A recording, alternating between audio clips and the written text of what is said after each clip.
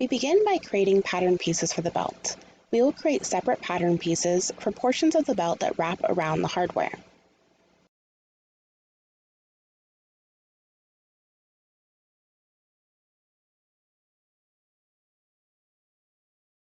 Add an internal line where the wrapping piece will stitch back to the belt.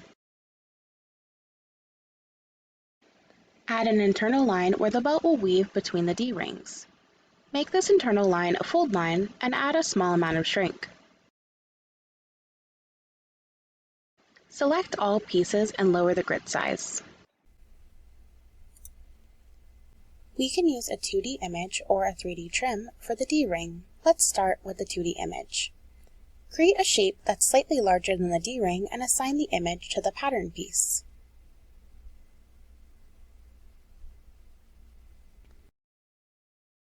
Add an internal line where the belt will wrap around the flat side of the D-rings. Add an internal line where the belt will weave between the D-rings.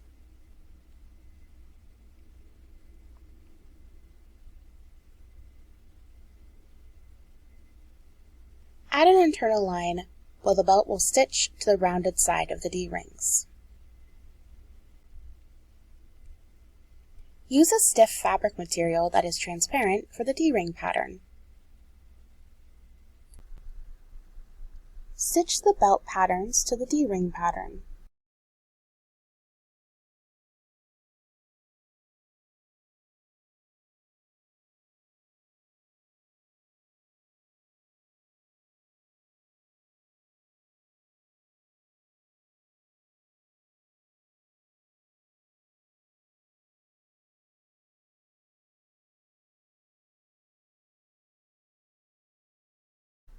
Confirm your layers are correct, with the long belt piece being closest to the body.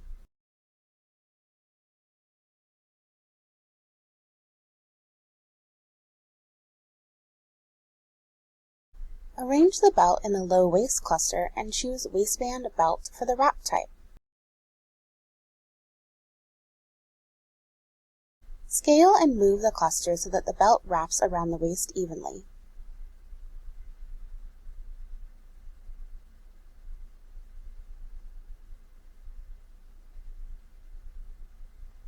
Arrange the D-ring pattern and the smaller belt patterns in separate flat cluster.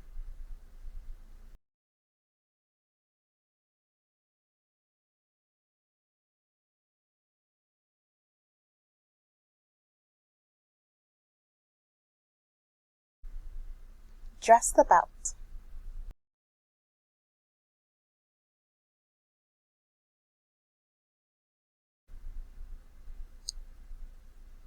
If using auto lock, clear styling so the belt interacts with the garment.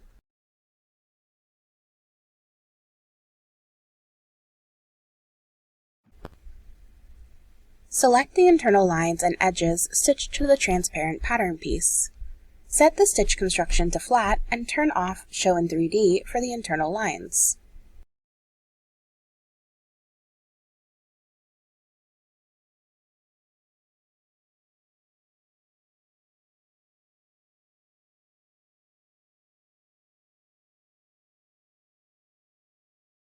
Using the same process as the 2D image, we can use a 3D object for the D-rings.